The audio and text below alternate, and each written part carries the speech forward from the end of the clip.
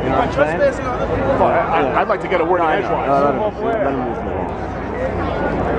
We can't have a big crowd. All right, the savings and loan is not a commercial bank. Savings and loan is savings and loan. Thereby, definition. Again, because we had Glass-Steagall, Wall Street didn't have their hands on it.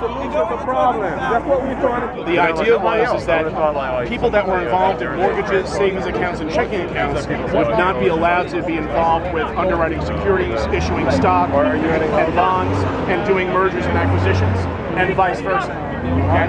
So if you were a bank, what was the reason behind that? The reason why was to make sure that if one part of the banking system blew up, that the other part of the banking system would be intact. So it was a good thing. It kept us relatively safe from 1934 to 1998. Okay? This was a Depression-era reform that kept us solid for 64 years. Okay? And what happened is that the idea, 1991 is a perfect example. Do you remember the S&L crisis, Sergeant? Okay? You had those banks in the southwest of America, in Arizona and California that went belly up.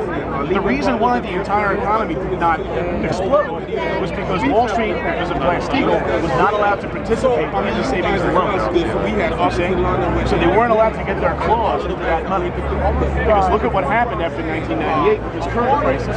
As soon as they combined with the commercial banks, they took your mortgage, let's say it's worth $1 million, and they leveraged with derivatives, these gambles, these bonds, they leveraged 20, 30, 40, and 50 to 1 on top of your mortgage. So for your $1 million mortgage, they made $50 million in debts on top of that mortgage. Okay? JP Morgan Chase doesn't want to turn into JP Morgan and Chase. Okay?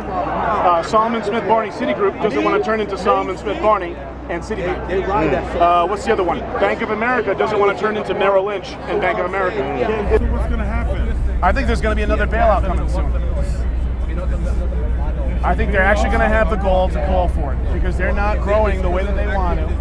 And they're a bunch of sociopaths, and they got all kinds of bets in Europe right now. You know, there's Greek crisis going on right now, and it's also Ireland, you know, the pigs, P-I-I-G-S, the pigs, Portugal, Ireland, Italy, Greece, and Spain.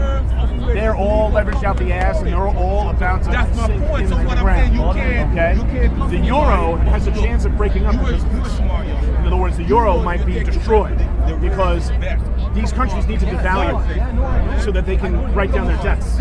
But because they're all on one currency, in order for them to devalue, Germany has to devalue. And Berlin's not going to have that. So the bailouts are flowing, but the German people are starting to say, hey, wait a second, we don't want to do this anymore. Now, guess who has a tremendous number of euro-based investments? Wall Street. The euro blows up, they lose their money, it's going to be another crisis, and they're going to come back to Washington again. And they're going to call their congressman again. And they're going to do the exact same thing they did in the fall of 2008. They're going to threaten us with martial law, they're going to extort us, and they're going to demand another $800 billion bailout. And you know what? I can't sit on my couch anymore and watch my republic die. I can't. Thank you.